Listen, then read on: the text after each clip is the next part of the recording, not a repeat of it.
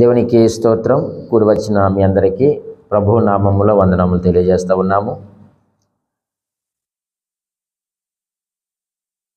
ఈ యొక్క ప్రత్యేక కూడిక కొరకు ఏర్పాటు చేయబడిన దేవుని వాక్య భాగముగా కీర్తన భాగంలో నుంచి 112వ కీర్తన 9వ వచనాన్ని మనము చదువుకుందాము. 112వ కీర్తన 9వ వచనములో ఇలాగూ రాయబడి ఉంది. వాడు దాతృత్వము కలిగి బేదలకిచ్చును, వాని నీతి నిత్యము నిలుచును, వాని కొమ్ము ఘనత నుండి హెచ్చింపబడును. దేవుడు తన పరిశుద్ధ వాక్యమును మన వినికిడిలో దీవించునుగాక. ఆమేన్. ప్రియమైన దేవుని సంగమా, ఈ దినము మనము క్రైస్తవ దాతృత్వము కొరకు నేర్చుకొనబోతా ఉన్నాం. క్రైస్తవులుగా మనకు ఉండవలసినటువంటి ఒక మంచి లక్షణం ఏమిటంటే దాతృత్వము, అంటే ఇతరులకు ఇవ్వడము. ఇది క్రైస్తవులుగా మనకు చాలా ప్రాముఖ్యమైనది. మనము చదివిన లేఖన భాగంలో కీర్తనకారుడు అంటున్నాడు, వాడు దాతృత్వము కలిగి బేదలకిచ్చును, వాని నీతి నిత్యము నిలుచును, వాని కొమ్ము ఘనత నుండి హెచ్చింపబడును అని మనము చదువుతూ ఉన్నాం.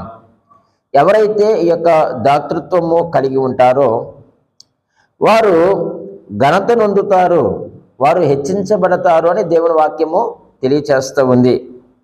వారి నీతి నిత్యము నిలుచును. ఇది నీతి కార్యము, ఇది ధర్మ కార్యము అని మనము నేర్చుకున్నాం. సో కాబట్టి మనము చేసేటువంటి యొక్క నీతి కార్యము దేవునికి మనము చేస్తున్నాము కాబట్టి ఆ కార్యం ఎలాగుంటుందట? నిలిచి ఉంటుంది. ఆ కార్యము చేయటం ద్వారా మనము ఘనత నొందుతాము. మన యొక్క పేరు ఏం చేయబడుతుందట? హెచ్చింపబడుతుందని చాలా స్పష్టంగా కీర్తనకారుడు తెలియజేస్తూ ఉన్నాడు. అయితే ప్రియమైన దేవుని సంగమా, ఎవరైతే దేవుణ్ణి ప్రేమిస్తున్నారో, ఎవరైతే ఆయనను అనుసరిస్తున్నారో వారిలో తప్పకుండా ఉండవలసినటువంటి ఒక మంచి లక్షణం, ఈ లక్షణము ప్రతి ఒక్కరిలో కూడా ఉండాలి. ఈరోజు ఎవరైతే మరి ఆయన్ని ప్రేమిస్తున్నారో, ఎవరైతే దేవుని యొక్క సంఘమును ప్రేమిస్తున్నారో వారు తప్పనిసరిగా వారికి కలిగిన దానిలో నుండి కొంచెము అవసరతలో ఉన్న వారికి ఇవ్వాలి. దీన్నే దాతృత్వము అని అంటారు. ఈ దాతృత్వంలోనికి ఏమొస్తాయి అని మనము ఆలోచన చేస్తూ ఉన్నప్పుడు, దేవుడు మనకి ఇచ్చిన ఈవులు కావచ్చు, లేకపోతే కానుకలు కావచ్చు, అర్పణలు కావచ్చు, దశమ భాగములు కావచ్చు, ఇవన్నీ కూడా ఈ యొక్క దాతృత్వము ఈ జాబితాలోనికే వస్తాయి. ఎందుకు మనము దేవునికి ఇవ్వాలి అని మనం ఆలోచన చేస్తూ ఉన్నప్పుడు దేవుని యొక్క వాక్యం చాలా స్పష్టంగా మనకు వినిపించబడుతుంది. ఏమిటి అంటే, దేవుడు ఎంతో ఐశ్వర్యవంతుడు. దేవుడు ఎంతో ఐశ్వర్యవంతుడు. మనము దేవునికి ఇవ్వాల్సింది ఏముందండి? దేవునికి ఏమి కొద్దువా? ఆయనకి ఏమి లోటు ఉంది అని మనం ఆలోచన చేస్తూ ఉన్నప్పుడు ఆయనకి ఏది కూడా లోటు లేదు. ఒక మంచి మాట ఉంటుంది కదండి, ఏమిటి ఆ మాట అని మనం ఆలోచన చేస్తే, 1000 కొండల్లో నివసించేటువంటి పశువులన్నీ కూడా నాయే కదండి, ఆకాశ పక్షులు ఆయనవే, అలాగే వెండి బంగారము ఈ లోకము దాని సంపూర్ణత దేవునివే, ఆయనవే. ఆయనకు ఏది కూడా లోటు లేదు. అయితే దేవుడు మనకు సమస్తాన్ని ఇచ్చాడు, మనకు సమస్తాన్ని అనుగ్రహించాడు. అనుగ్రహించి ఆయన ఏమి కోరుకుంటున్నాడంటే, ఆయన ఎలాగైతే ఉన్నాడో మనమును కూడా అలాగే ఉండాలని దేవుడు ఆశ కలిగి ఉన్నాడు. ఆయన మనకు సమస్తాన్ని ఇచ్చాడు కదా, ఆయన మనకు సమస్తాన్ని ఇచ్చిన దేవుడు, మనకు సమస్తాన్ని అనుగ్రహించినటువంటి దేవుడు. ఇప్పుడు దేవుడు ఏమి కోరుకుంటున్నాడంటే, మనమును కూడా ఇచ్చేవారుగా ఉండాలని దేవుడు కోరుకుంటున్నాడు. అంటే దేవునిలో ఏ మంచి లక్షణం అయితే ఉందో, ఏ మంచి స్వభావం అయితే ఉందో, ఆయన్ని ప్రేమిస్తున్న వారికి, సంఘమును ప్రేమిస్తున్న వారికి కూడా ఈ మంచి అలవాటు ఉండాలని దేవుని యొక్క అభిష్టము. దేవునికి ఇచ్చే గుణం ఉంది, ఆయనకి దాతృత్వం ఉంది. ఈరోజు క్రైస్తవులుగా, ఆయన పిల్లలుగా మరి ఆయన కలిగిన అలవాటును మనం కలిగి ఉన్నామా? ఇది మనం ఆలోచన చేయాలి. అందుకే దేవుడు ఏంటంటే ఈ మంచి అలవాటు తన పిల్లలు కూడా కలిగి ఉండాలని దేవుడు ఇష్టపడుతూ ఉన్నాడు. చూడండి, దేవుడు మనకు గాలిని ఇచ్చాడు. మనం పీల్చే గాలిని ఎవరిచ్చారు? నువ్వు ఆ గాలిని పీల్చడానికి నువ్వు టోల్ ఏమైనా కడుతున్నావా? ఫీజు ఏమైనా చెల్లిస్తున్నామండి? లేదు కదా, అది ఉచితమే కదా. దేవుడు మనకు నీరు ఇచ్చాడు, అది మనకు ఉచితం. ఈ వాయువులు ఇచ్చాడు, సమస్తాన్ని అయినా సమకూర్చాడు. చెట్లు ఇచ్చాడు, ఆ చెట్లు మనం చక్కగా చెట్ల నుంచి వచ్చేటువంటి ఆక్సిజన్ మనము పీలుస్తున్నాం. అవి ఫలములు ఇచ్చే చెట్లు అయితే హాయిగా మనం వాటిని భుజిస్తున్నాం. అంటే దేవుడు మనకు ఇన్ని ఇచ్చి ఆయన ఏం కోరుకుంటున్నాడంటే, నేను ఎలాగైతే ఇచ్చానో నా పిల్లలు కూడా ఇచ్చేటువంటి హృదయం కలిగి ఉండాలని దేవుడు ఆశపడుతూ ఉన్నాడు. కాబట్టి ఈరోజు ఈ క్రైస్తవ దాతృత్వము అనేటువంటిది చాలా ప్రాముఖ్యమైన విషయముగా మనము ఆలోచన చేయవలసిన అవసరం ఉంది. ఇవ్వడము లేక సమర్పించడము, అర్పించడము లేక కానుకలు ఇవ్వడము లేక దశమ భాగములు ఇవ్వడం అనేటువంటిది ఇది దేవుడు ఏర్పాటు చేసినటువంటి విధి.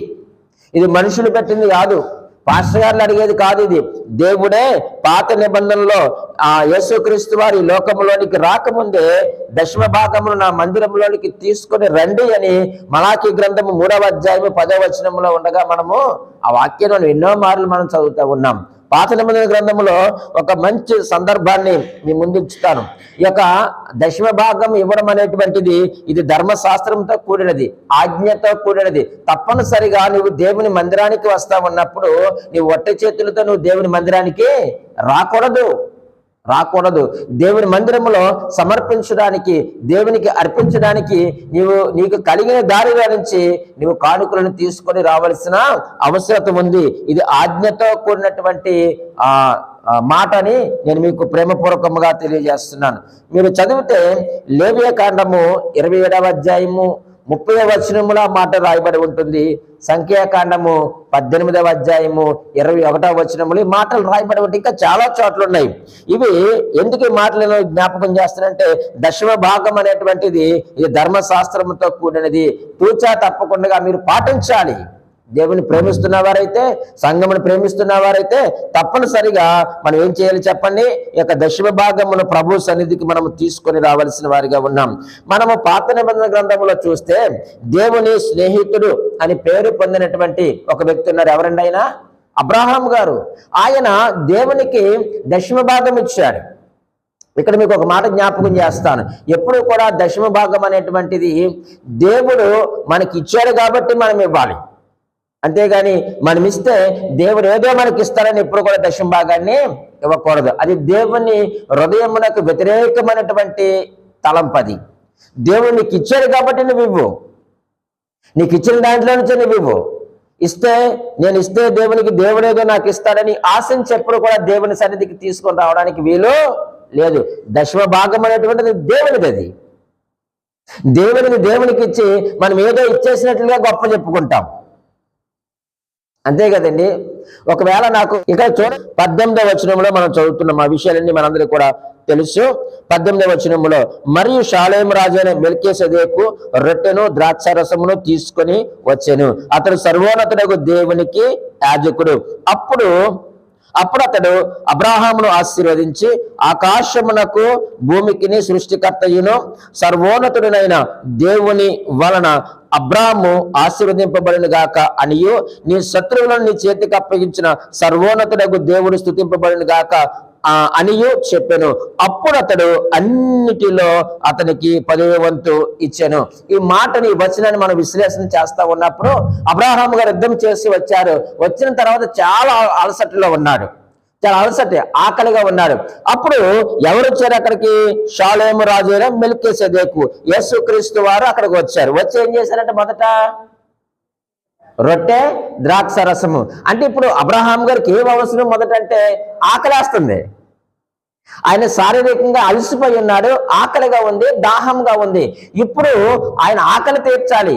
షాలేము రాజు అయినటువంటి మెల్కీసెదెకు ప్రభువైన యేసుక్రీస్తు వారు జీవాహారము అని తెలియబడడానికే ఇక్కడ చక్కని సందర్భాన్ని మనకు దేవుడు పొందుపరిచాడు. మొదట ఏమిచ్చాడట? రొట్టెను ద్రాక్షారసమును అతనికి ఇచ్చాడట. అతడు ఎవరు? సర్వోన్నతుడగు దేవునికి యాజకుడు. అప్పుడు అతడు అబ్రాహామును ఏం చేశాడు? ఆశీర్వదించాడు.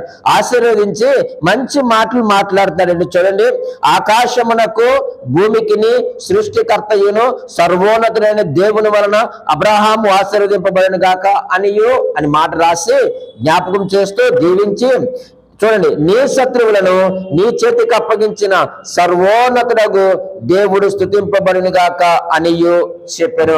అబ్రహాం గారితో అన్నాడు ఆయన వచ్చి, అబ్రహాము నువ్వు ఆకలితో ఉన్నావు కాబట్టి ఇదిగో మొదట ఈ రొట్టెని తిను, ఈ ద్రాక్షారసమును తాగి నీవు ఉపశమనము పొందు, శారీరకంగా నువ్వు మొదట ఆకలి తీర్చుకో అని చెప్పి, అప్పుడు సర్వోన్నతుడైన దేవుడు సర్వ సృష్టికర్త అయిన దేవుడు నిన్ను ఆశీర్వదించునుగాక అన్నాడు.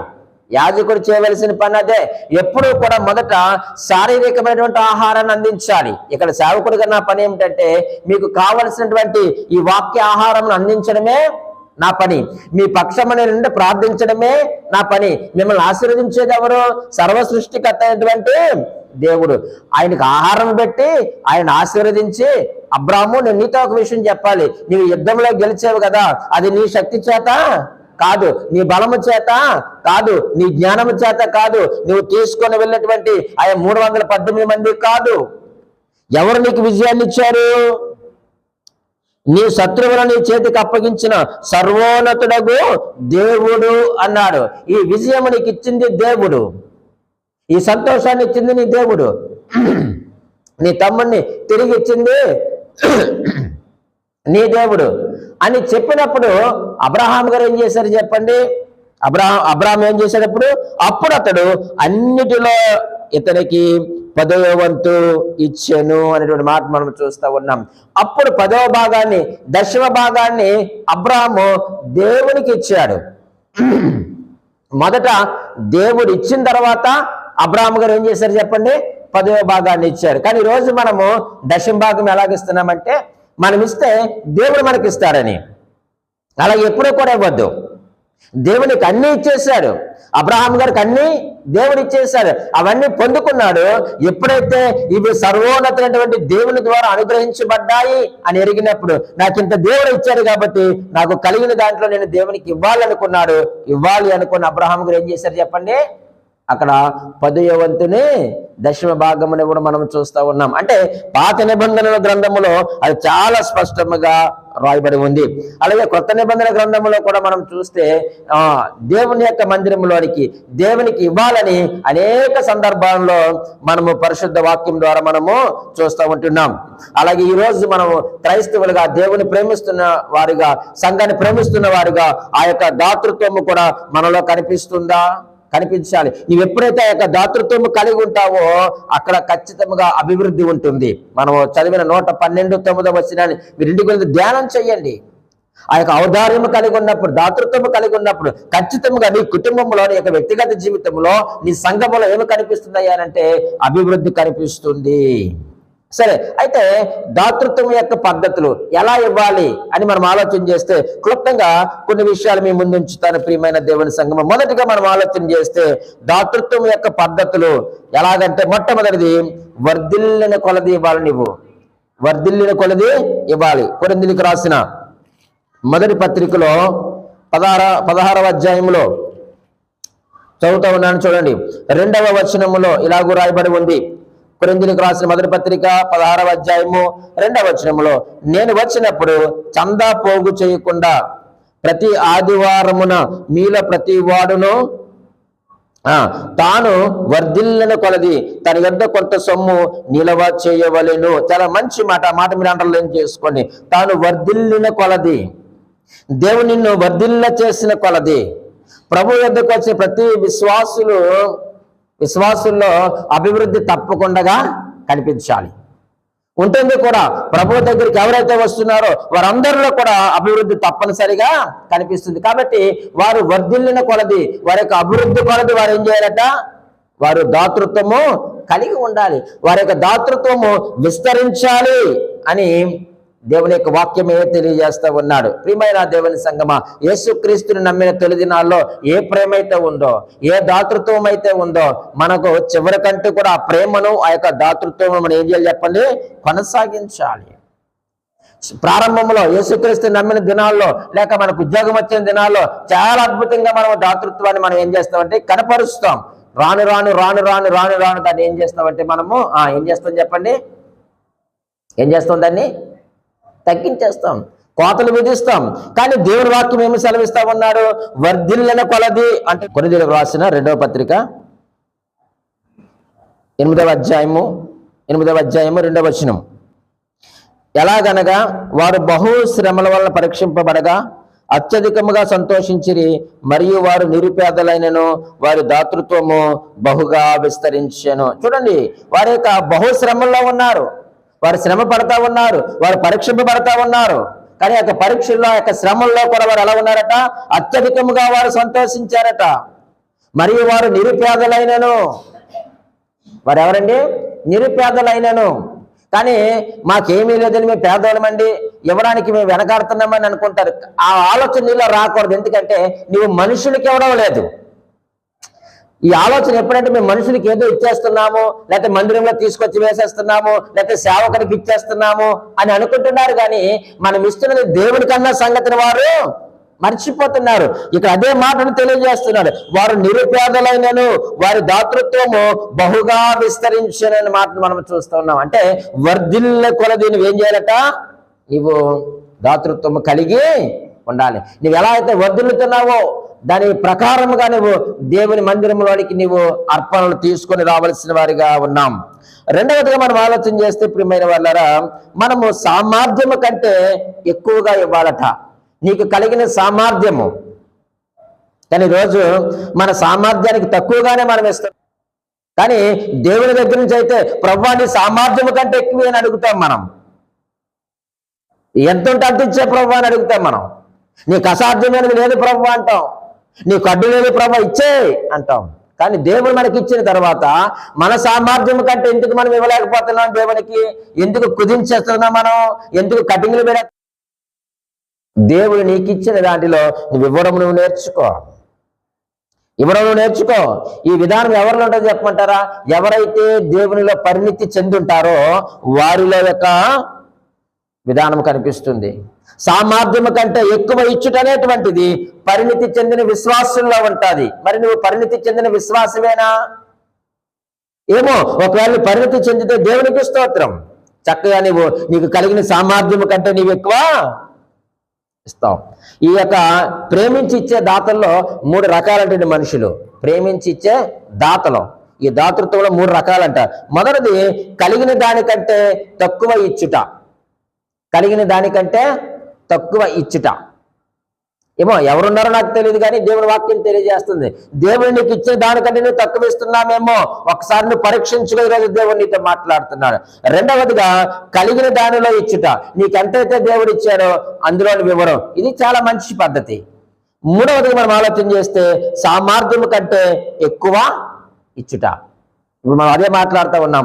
సామర్థ్యం కంటే ఎక్కువ ఇచ్చుట, కలిగిన దానిలో ఇచ్చుట, కలిగిన దానికంటే తక్కువ ఇచ్చుట.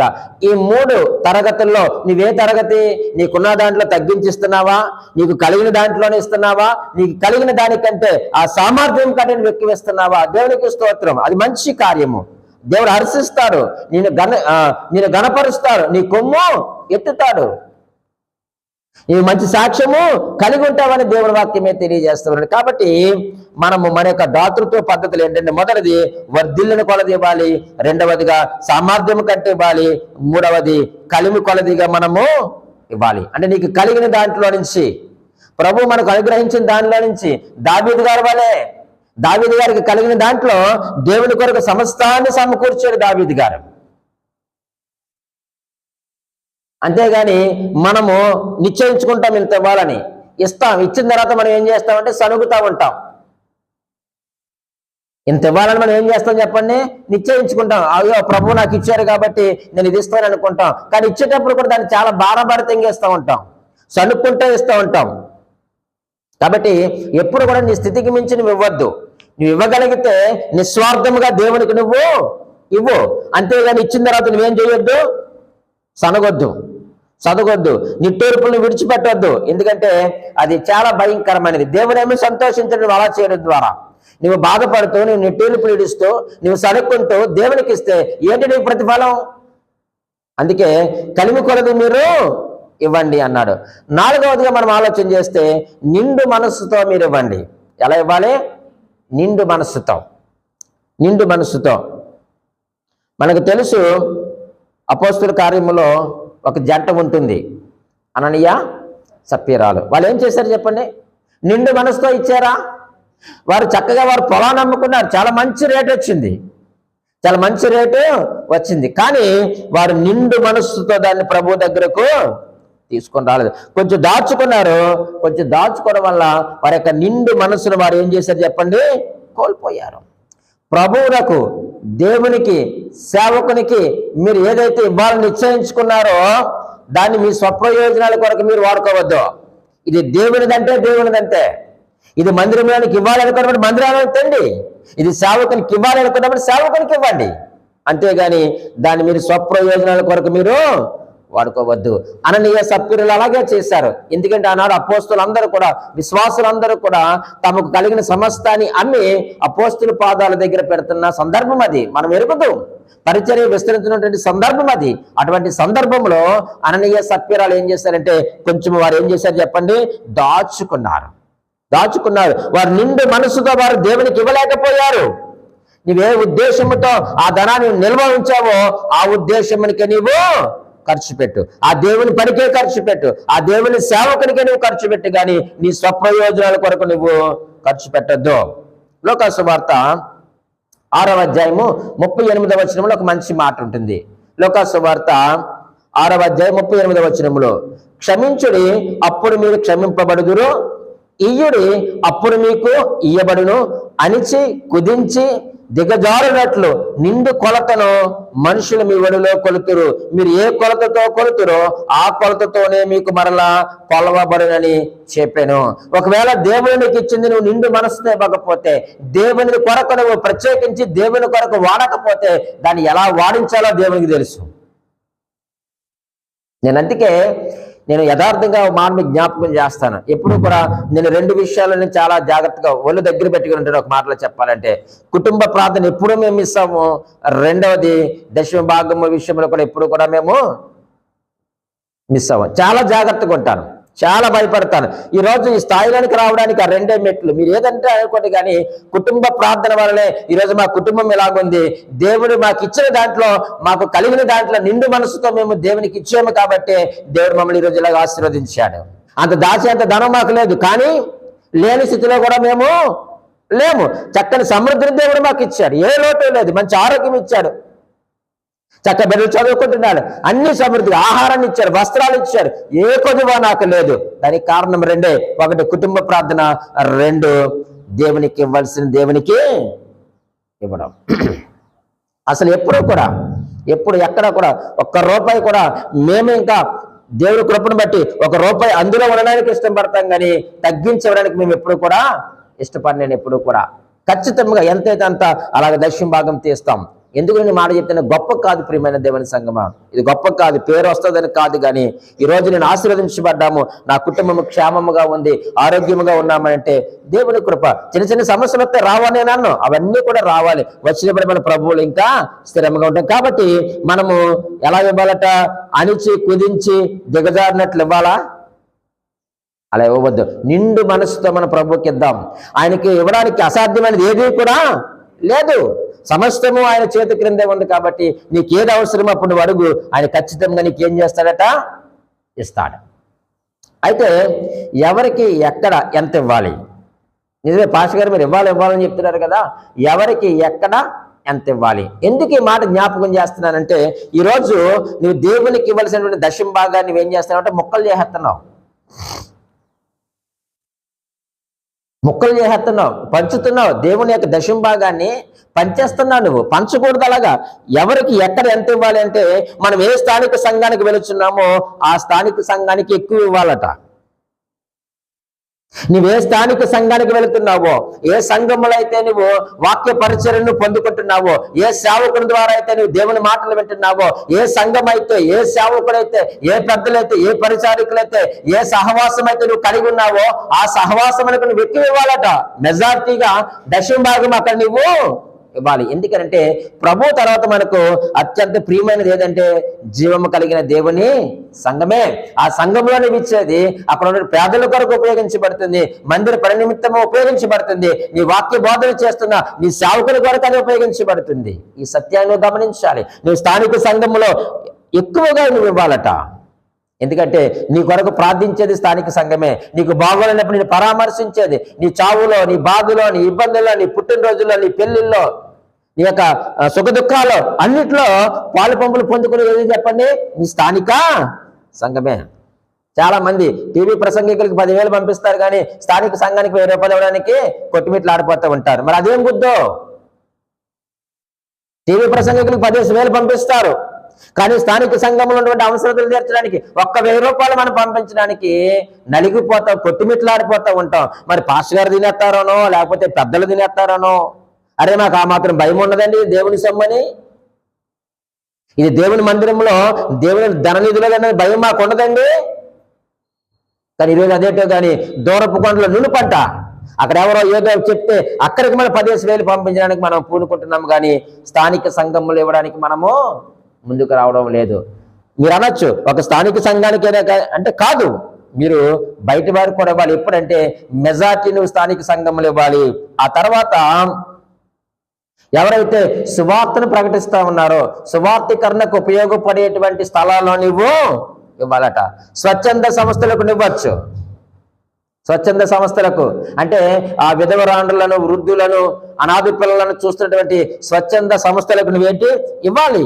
నిరుపేద సంఘాలకు నువ్వు ఇవ్వాలి, మిషనరీలకు నువ్వు ఇవ్వాలి, సాహిత్య సేవకు ఈ పుస్తక ప్రింటింగ్కి ఇవ్వచ్చు, బైబిల్ ప్రింటింగ్కి ఇవ్వచ్చు. నువ్వు ఇవన్నీ కూడా ఉన్నాయి. నువ్వు స్థానిక సంఘానికి మెజార్టీ ఇవ్వు, అంతేగాని నువ్వు సగం పావు ఇక్కడిచ్చి 75% నీకు నచ్చిన సేవకులను పంపిస్తున్నావు. నేను ఒక మాట మీకు ఓపెన్ గా చెప్తా ఉన్నాను, నీ సంఘ కాపరి తప్ప బయట కాపరి ఎవరో నీ కొరకు ప్రార్థన చేయడు. అలా ఉన్నాడేమో చెప్పండి ఎవరైనా. అంటారు మీ కొరకు ఎప్పుడు ప్రార్థన చేస్తానమంటాడు దొంగ. వాళ్ళ సంఘంలో విశ్వాసం లేరా?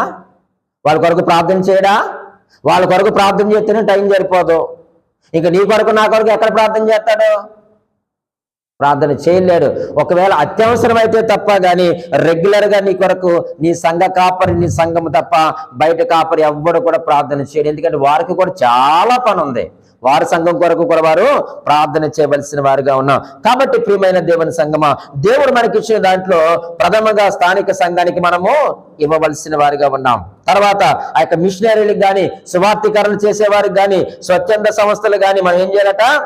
ఇవ్వాలని దేవుని వాక్యమే తెలియజేస్తా ఉంది. అదే కొరింథీయులకు రాసిన పత్రికలో మనం చదివిన పత్రికలో యెరూషలేములో ఉన్నటువంటి నిరుపేదల కొరకు ఈ సంఘాన్ని పోగు చేయమని పౌలు గారే చెప్పారు. ఇదిగో నేను యెరూషలేము వెళ్తున్నాను, అక్కడ నిరుపేదలైనటువంటి విశ్వాసులు ఉన్నారు, వారికి కావలసినటువంటి సంఘాన్ని మీరు ఏం చేయమన్నారు? పోగు చేయండి. మనం చదివినటువంటి ఆ యొక్క కొరింథీయులకు రాసిన పత్రిక మొదటి పత్రిక 16వ అధ్యాయం 2వ వచనంలో కానీ, ఈ 2వ కొరింథీ పత్రిక 8వ అధ్యాయం 9వ అధ్యాయాల్లో ఉన్నటువంటి సందర్భం ఏమిటంటే ఆ నిరుపేదలైన వారి కొరకు సంఘాలను పోగు చేయమని పౌలు గారు చెప్పారు. అంటే నువ్వు స్థానిక సంఘమునికి ఇస్తూనే నిరుపేద సంఘాలకు, నిరుపేద సేవకులకు, స్వచ్ఛంద సంస్థలకు నువ్వేమి ఇవ్వాలి చెప్పండి? ఈ దశమ భాగమును పంపించు. దేవుడు హర్షిస్తాడు. నేను ఒక మాట జ్ఞాపకం చేస్తాను. నేను వచ్చినప్పుడు చదివినటువంటి పేర్లలో ఇప్పుడు కొన్ని పేర్లు లేవు. సిగ్గు కదండి, సిగ్గు కదా. అందుకని పేర్లు రాసుకోమని ఎవరు చెప్పారు? నీవు ఇచ్చేది ప్రభువుకు తెలిస్తే చాలు. నీ కుడి చేతితో చేసిన ఎడమ చేతికి తెలియవలసిన అవసరం లేదు. మొదట ఉన్న పేర్లు పుల్లేవు ఈరోజు సంఘాల్లో. కారణం, కొన్ని బ్రతికిలేవంటే బ్రతికే ఉన్నావు, నీకు ఫంక్షన్ రావట్లేదంటే ఫంక్షన్ వస్తుంది, నీకు జీతం రావట్లేదు జీతం వస్తుంది. కానీ ఎందుకు తగ్గిపోయింది అంటే నీకు ప్రభు మీద ప్రేమ తగ్గిపోయిందో, లేకపోతే మనుషుల మీద ప్రేమ తగ్గిపోయిందో. కానీ దేవుడు చూస్తున్న సంగతి మాత్రం నువ్వు మర్చిపోవద్దు. దేవుడు చూస్తున్నాడు. ఆ విధవరాల కొరకు గొప్ప సాక్ష్యాన్ని దేవుడు చెప్పాడు. తన జీవనం అంతా కూడా ఇచ్చిందని పరిశుద్ధ గ్రంథంలో తన పేర్లు లిఖించాడు. ఈ రోజు భూమి మీద నువ్వు చేసే ప్రతి క్రియను బట్టి, కార్యమును బట్టి జీవ గ్రంథంలో కూడా నీ పేరుని ఏం చేస్తారు చెప్పండి? లిఖిస్తారు. మరి అక్కడ నీ పేరు రాయబడాలి కదా. అక్కడ నువ్వు గణపరచబడాలి కదా. ఆనాడు ఆ స్త్రీ చేసినటువంటి ఆ యొక్క కార్యాన్ని ఈ రోజు మనం గణపరుస్తున్నాం. ఘనత పొందుతుంది ఆమె. కానీ పరలోకంలో నువ్వు ఘనత పొందాలి అని అంటే భూమి మీద నువ్వు నీతి కార్యాలు, ఇది నీతి కార్యమని మత్తయి సువార్త 6వ అధ్యాయంలో మనం చదువుతాం. ధర్మం చేయడము, దశమ భాగంలో ఇది నీతి కార్యం. ఇది ప్రభువు చూస్తున్న సంగతి నువ్వు జ్ఞాపకం చేసుకో. ఒక మాట మీకు జ్ఞాపకం చేస్తాను చూడండి. గలతీయులకు రాసిన పత్రిక 6వ అధ్యాయము 6వ వచనంలో మంచి మాట మనం చదువుతున్నాం. గలతీయులకు రాసిన పత్రిక 6వ అధ్యాయం 6వ వచనంలో మంచి మాటను చూద్దాం రండి. వాక్యోపదేశము పొందివాడు ఉపదేశించు వానికి మంచి పదార్థములన్నిటిలో భాగం ఇయ్యవలెను. ఎంత చక్కని మాట ప్రియమైన వారులారా. చూడండి, వాక్యోపదేశము పొందివాడు ఉపదేశించువానికి మంచి పదార్థములన్నిటిలో ఏమివ్వాలట? భాగం ఇవ్వాలి. అమ్మో, ఇది చాలా ప్రమాదమే. విశ్వాసులుగా మనం చేయడం చాలా కష్టమే. ఎవరైనా వాక్యోపదేశం పొందివాడు అంటే విశ్వాసి ఉపదేశించువానికి మంచి పదార్థములన్నిటిలో భాగం ఇయ్యవలెను. విశ్వాసులు వాక్యము ఏం చేస్తున్నారట? వాక్యోపదేశం పొందుతున్నారు, మీరు పొందుకుంటున్నారు. వాక్యాన్ని బోధించేటువంటి మీ సేవకులకు ఏమివ్వాలట? మంచి పదార్థములన్నిటిలో భాగం ఇయ్యవలెను. ఎప్పుడైనా ఈరోజు నేను అందరిని అడుగుతా ఉన్నాను, నీ స్థానిక సంఘ కాపరికి, నిన్ను ప్రేమిస్తుంటే నీ కాపరికి, నీకు వాక్య పరిచయం చేస్తుంటే నీ కాపరికి అన్ని విషయాల్లో అంటే ఏమైనా అక్కడ మంచి పదార్థములు అన్నిటిలో భాగం ఇయ్యవలెను. అంటే నువ్వు ఏదైతే శ్రేష్టమైనది నువ్వు తింటున్నావో అదే నీ సేవకుడు పెట్టగలుగుతున్నావా? నీవు తీసుకునే మంచి పదార్థాలు ఏవైతే ఉన్నాయో, నీవు శ్రేష్టమైన ధరిస్తున్నావు కదా, మంచి ఆహారంలో తింటున్నావు కదా, నీవు శ్రేష్టమైన గృహంలో ఉంటున్నావు కదా, మరి అంతే శ్రేష్టమైన దానిలో నీ సేవకురాలు ఉండాలని నువ్వు అనుకోవాలి కదా. నేను చెప్పలేదండి ఆ మాట, వాక్యమే సెలవిస్తా ఉంది. వాక్యోపదేశము పొందివాడు ఉపదేశించువానికి. ఈరోజు ఏ సంఘమైనా నీ సేవకుని ప్రేమించు, నీ సేవకునికి ప్రాధాన్యత ఇవ్వు, నీ కుటుంబంలో కూడా మంచి ప్రాధాన్యత ఇవ్వు. నీ కష్ట సుఖాల్లో పంచుకున్నావు నీ సేవకుడే, నీ ఇరుగు పొరుగు వారు కాదు. నువ్వు బాధపడితే బాధపడేది సేవకుడే, నువ్వు సంతోషిస్తే సంతోషించేది సేవకుడే. ఒకవేళ నువ్వు సంతోషిస్తే నీ ఇంటి పక్కన ఓర్చుకోలేరు, ఈ రేటు ఎంత సంతోషంగా ఉన్నాడు అనుకుంటారు. నీ దుఃఖంలో ఉంటే వారు ఆనందిస్తారు, కానీ నీ దుఃఖంలో కన్నీటిలో ఉంటే నీతో పాటు దుఃఖపడేది సేవకుడు మాత్రమే. నీ కొరకు ప్రార్థించేది, కన్నీరు కార్చేది, రేపు మొదలు జాము లేచి నీ సమస్య కొరకు ప్రార్థించేది నీ సేవకుడే. కానీ ఈరోజు మనము ఆ విషయాలన్నీ మర్చిపోతాం. దేవుని వాక్యం సెలవిస్తా ఉంది ప్రియమైన వాళ్ళరా, వారికి మంచి పదార్థములు ఇచ్చే వారిని భాగస్తులుగా చేసుకోండి. ఆస్తిలో భాగస్తులు కాదులేండి, మీ ఆస్తిలో భాగస్తులుగా సేవకుని చెయ్యొద్దు. కానీ నీకు కలిగిన దాంట్లో నీ కొంచెంలో నీ సేవకుని ఏం చేసుకోవాలి? పాలి భాగస్తునిగా చేసుకో. అప్పుడు నీవు ఇంకా ఆశీర్వదించబడతావు, నీవు అభివృద్ధిలోనికి వస్తావని దేవుని యొక్క వాక్యమే తెలియజేస్తా ఉన్నాడు. అయితే మనము దాతృత్వం చేసాం కదా, దానివల్ల ప్రయోజనాలు ఏంటి? ఇంత చేసాం కదండి పాస్టర్ గారు, మాకేమైనా ప్రయోజనాలు ఉన్నాయా? ఓ ఎస్, చాలా ప్రయోజనాలు ఉన్నాయి. చాలా క్లుప్తంగా మీ ముందుంచుతాను చూడండి. మొట్టమొదటి ప్రయోజనం ఏంటో చెప్పంటారా? మీకు దీవెనలు అనుగ్రహిస్తాడు దేవుడు. మలాకి గ్రంథము 3వ అధ్యాయము 10వ వచనంలో అంటున్నాడు కదా, నా మందిరములో ఆహారమును రెట్లు 10వ భాగం అంతయు మీరు నా మందిరపు నిధిలోనికి తీసుకొని రండి. దీన్ని చేసి మీరు నన్ను శోధించిన ఎడల నేను ఆకాశపు వాక్యములను విప్పి పట్టజాలంత విస్తారముగా దీవెనలు కుమ్మరించదనని సైన్యములకు అధిపతి యెహోవా. అది నీవు దీవించబడాలి అని అంటే దేవుని చెప్పిన మాట విను. ఇది ఆజ్ఞతో కూడినటువంటి మాట, ఇది ధర్మశాస్త్రంతో కూడినటువంటి మాట. నా మందిరంలో ఆహారం ఉన్నట్లు 10వ భాగమును తీసుకొని రండి, మీరు దీన్ని చెయ్యండి మొదట. అందుకే మలాకి గ్రంథంలో మీరు దొంగలు అన్నారు. ఏ విషయంలో దొంగలు? దశమ భాగంలో మీరు దొంగలు, అర్పణలో మీరు దొంగలు, ప్రేమించుట్లో మీరు దొంగలు. ఎన్నోసార్లు అన్నాడు దొంగ దొంగ అని. సిగ్గేయాలి కదండి మనకి, సిగ్గేయద్దా? నువ్వు నా సన్నిధి నువ్వు దొంగలిస్తున్నావని దొంగ అన్నప్పుడు, అయ్యో ప్రభా నేను దొంగనే, నన్ను క్షమించని ఒప్పుకోవాలిగా. నేను ఎప్పుడు దొంగతనం చేశాను ప్రభా అని మళ్ళీ తిరిగి క్వశ్చన్ వేస్తున్నావు. మనకు క్వశ్చనింగ్ చేయడం అలవాటు ఎక్కువ. కాబట్టి నీవు దీవించబడాలి అని అంటే దేవుని వాక్య ప్రకారముగా నువ్వు ప్రభు సన్నిధికి దశమ భాగం తీసుకొని వచ్చి నువ్వు ఆయన్ని శోధించు. నువ్వు నన్ను శోధించిన ఆకాశపు వాక్యం నిలిపి పట్టజాలంత విస్తారమైన దీవెనలు కుమ్మరిస్తారని సైన్యములకు అధిపతి యెహోవా వాగ్దానము చేస్తా ఉన్నాడు. వాగ్దానం మీ కుటుంబంలో నెరవేరును గాక. రెండవదిగా మనం ఆలోచన చేస్తే సమృద్ధినిస్తానన్నాడు. దీవెన, రెండవది సమృద్ధి. నీ రాబడి అంతటిలో ప్రథమ ఫలమును, సామెతల గ్రంథము సామెతల గ్రంథము 3వ అధ్యాయము 9వ వచనములు అంటున్నాడు ఆయన. సామెతల గ్రంథం 3వ అధ్యాయము 9వ వచనములో నీ రాబడి అంతటిలో ప్రథమ ఫలమును, నీ ఆస్తిలో భాగమును ఇచ్చి యెహోవాను గణపరుచు. 10వ వచనములో అప్పుడు నీ కొట్లలో ధాన్యము సమృద్ధిగా నుండును, నీ గానుగులలో నుండి కొత్త ద్రాక్షారసము పైకి పొరలి పారులను. చూసారా ఎలా నువ్వు సమృద్ధి పొందుతావు? నువ్వు కష్టపడి కష్టపడి కష్టపడి కష్టపడి సంపాదించేసి చెమట వచ్చేసి శరీరం నలగొడేసుకొని గాయాలైపోయి తిండి మానేసి నువ్వు చేస్తే సమృద్ధి వచ్చేద్దాం అనుకుంటున్నావా? అయ్యో, నువ్వు కష్టపడడానికి, నువ్వు ప్రయాసపడడానికి బలంలో శక్తినిచ్చింది ఆయనే. నువ్వు చేస్తున్న ఉద్యోగమే కావచ్చు, వ్యవసాయమే కావచ్చు, ఏ పనైనా కావచ్చు, దేవుడు ఆశీర్వదించకపోతే, దేవుడు దీవించకపోతే సమృద్ధి ఎక్కడదండి? దేవుని వాక్యం సెలవిస్తా ఉంది, నీ రాబడి అంతటిలో ప్రథమ ఫలమును నువ్వు జీతం అందుకోగానే మొదట దేవునికి తీ. ముందు మనం ఖర్చు పెట్టేసుకొని ఇగోనేసుకొని తగులు మిగులు సిరిగిపోయిన ఖాతాలు కాదు, దేవునికి ఇవ్వాల్సిందే. మీ కటింగ్లు అవన్నీ ఈఎంఐలతో సంబంధం లేదు. నీ బేస్ అంతా అదే దేవుడు చూస్తాడు. దాన్ని త్రాసులు వేస్తాడు. లేదు పాస్టర్ గారు మాకు అన్ని పోయి ఎంత వస్తుందంటే కుదరదు దేవునికి. నీ రాబడి అంతటిలో ప్రథమ ఫలమును, రాబడి అంతటిలో దేవుడు మాట్లాడుతూ ఉన్నాడు. ప్రియ సహోదరి సహోదరుడా, అప్పుడు నీ కొట్లలో ధాన్యము సమృద్ధిగా ఉంటుంది. సమృద్ధి. నీ పిండి పిసుకు తట్టు ఖాళీ అవ్వదు, నీ నూనె ఎప్పుడు కూడా ఖాళీ అవ్వదు, సమృద్ధిగానే ఉంటుంది. కాబట్టి మొదటిది దీవెన, 2 సమృద్ధి, 3వది ఐశ్వర్యము. సామెతల గ్రంథము 10వ అధ్యాయము 22వ వచనములో ఇలాగ రాయబడి ఉంది, యెహోవా ఆశీర్వాదము ఐశ్వర్యం ఇచ్చును. సామెతల గ్రంథము 10వ అధ్యాయము 22వ వచనములు అంటున్నాడు కదా, యెహోవా ఆశీర్వాదము ఐశ్వర్యం ఇచ్చును, నరుల కష్టము చేత ఆ ఆశీర్వాదం ఎక్కువ కాదు. యెహోవా ఆశీర్వాదం ఏమిస్తుందట? ఐశ్వర్యాన్ని ఇస్తుంది.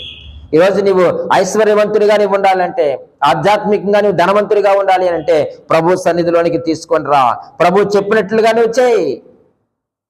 అలా చేసినప్పుడు నీవు ఐశ్వర్యాన్ని నువ్వు పొందుకుంటావు. దీవెన, సమృద్ధి, ఐశ్వర్యము. 4వదిగా ప్రతిఫలం ఇస్తాడు దేవుడు. మత్తయి సువార్త 25వ అధ్యాయము 34వ వచనం నుంచి 40 వచనాలు మనందరము ఎరుగుదుము.